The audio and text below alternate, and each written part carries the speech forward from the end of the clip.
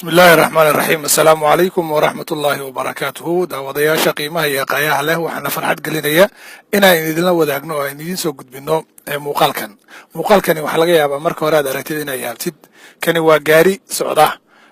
waxaana la yiraahdaa masjidka guura waxaana laga hirgeliyay dalka Japan sababta loo hirgeliyana waxay ka mid tahay sidaad ogtiin ciyaaraha Olympiga adduunka waxa lagu qaban doonaa dalka Japan 2020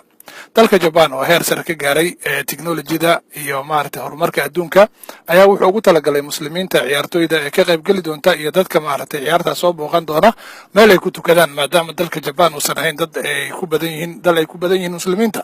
saas darteed waxaa la hirgeliyay masaajidkani wuxuu ka kooban yahay gaariga socda isla markaana waxaa suurtagal ah inuu tago meelo kala duwan oo fara badan masaajidku iskala furayaa sidaas aad u jeedaan ayuu soo kala furayaa albaabkaas ayaa laga galayaa dabcan waxaad oran doontaa qolkan yar gaarigan sidee loogu tukan doonaa waxaad arki doontaa gaarigan oo casri ah inuu maaragtay baalasha la bixi doono oo iskala ballaarin doono deetana masaajidka gudaha u geli karaan ilaa dad gaaraya 50 qof oo muslimiin ah oo isla markaa ku tukanaya salaada waajibka ah ama salaadooyinka sunnooyinka ah sidaad u jeedaan waka uu iskala furay gudaha masaajidka markaad eegtid halkan baa gaari isma oran kartid dabcan banaanka waxa idinkaga muuqda weysada ayaa idinkaga muuqata waa masaajid kaamil ah oo wata wixiisii oo dhan wata marka korka laga eego calaamadaha ayaa ku qoran af carabi ayaa ku qoran waxaana ku qoran inuu yahay masjid lagu talagalay muslimiinta si ugu tukadaan Allahu akbar walaalayaal diintan Ilaahay subhanahu wa ta'ala wuxuu ugu gargaarayaa dad aan muslimiin ahayn ayuu ugu gargaarayaa horumarkan iyo wanaagana Ilaahay subhanahu wa ta'ala ayaa baray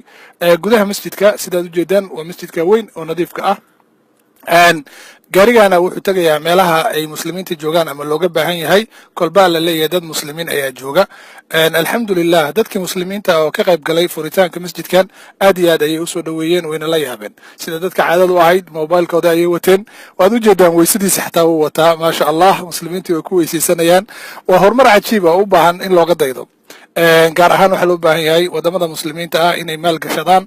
masaajidada noocan oo kala meelaha aysan suurtagal ka ahayn in masaajido laga dhiso alxamdulillah walaalayaal muslimiintii way ku tukadeen insha Allah ta'ala ana ilaahay waxaan ka baryaynaa dadka dhisay iyo kuwa dhisay ku tukan doonaba inuu islaam ku sugo assalamu alaykum wa rahmatullahi